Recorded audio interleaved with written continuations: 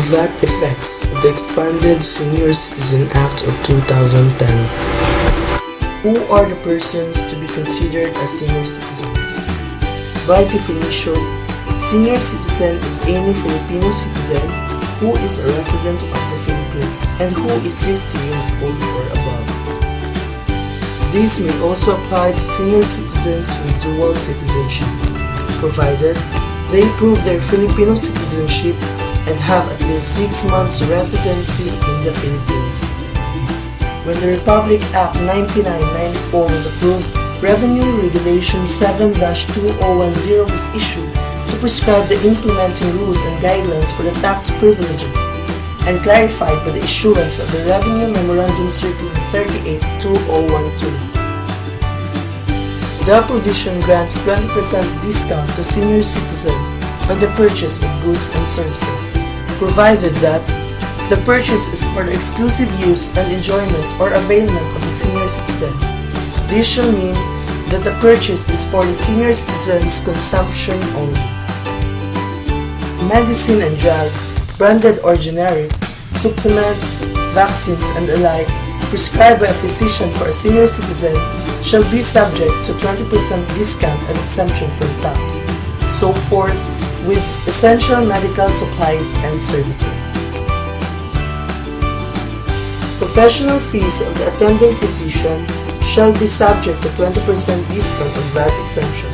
The discount shall be based on the compensation of the services charged to the senior citizen.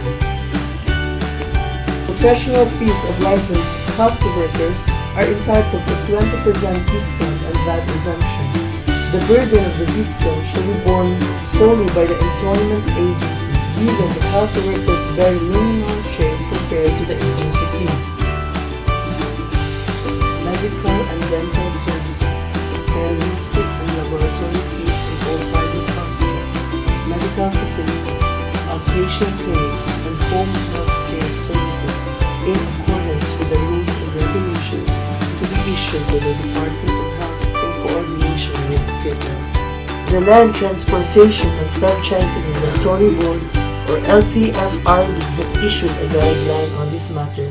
For example, a senior citizen's taxi fare shall be subject to 20% discount.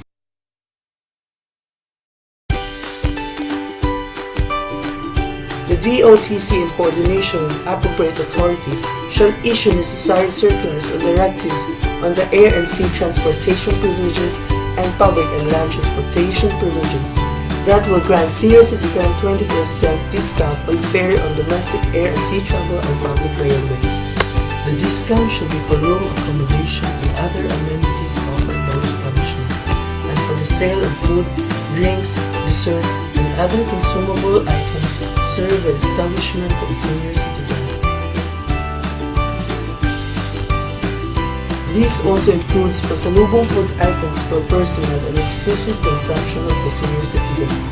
And for the alcoholic beverages, 20% discount is only limited for a single serving.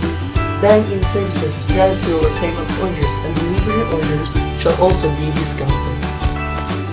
The 20% discount shall be on the admission fees charged by the establishment.